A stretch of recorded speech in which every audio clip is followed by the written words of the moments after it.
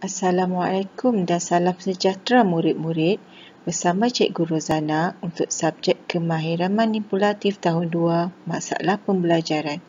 Tajuk kita pada kali ini ialah Pergerakan Asas Kepala.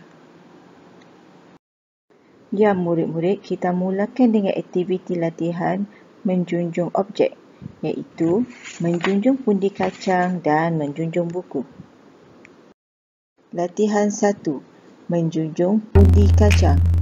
Murid dikehendaki meletakkan pundi kacang di atas kepala sambil berjalan mendemparkan tangan untuk menyeimbangkan badan. Awak boleh melihat caranya melalui video di bawah.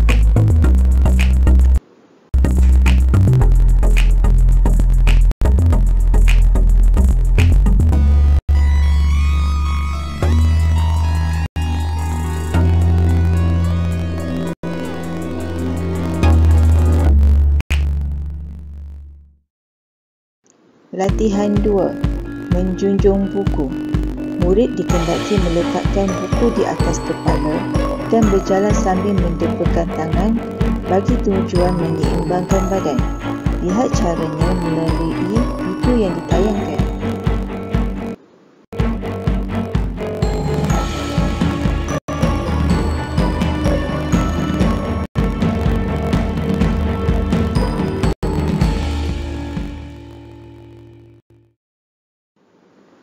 Bagaimana murid-murid? Senang tak?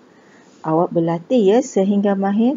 Sekiranya sudah mahir, kita teruskan aktiviti dengan permainan pergerakan asas kepala, iaitu pertama, menjunjung pundi kacang dan memasukkan ke dalam bakul. Kedua, menanduk bola. Aktiviti berikutnya ialah permainan menjunjung pundi kacang. Murid dikehendaki berjalan sambil menjunjung pundi kacang dan menjatuhkannya ke dalam bakul. Aktiviti ini boleh dibuat sesuai dengan peralatan yang sedia ada di rumah masing-masing.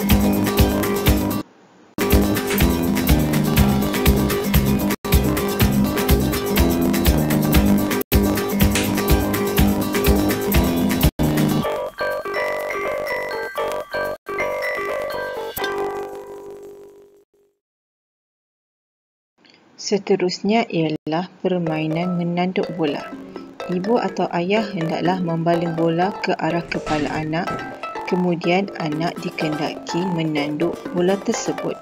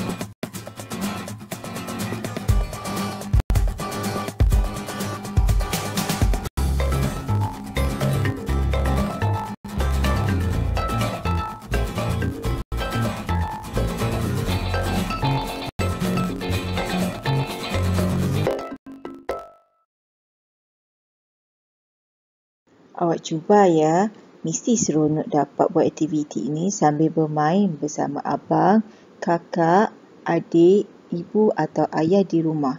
Tetapi kena hati-hati ya, main dengan selamat. Sekian, terima kasih dan jumpa lagi. Jangan lupa tekan button like.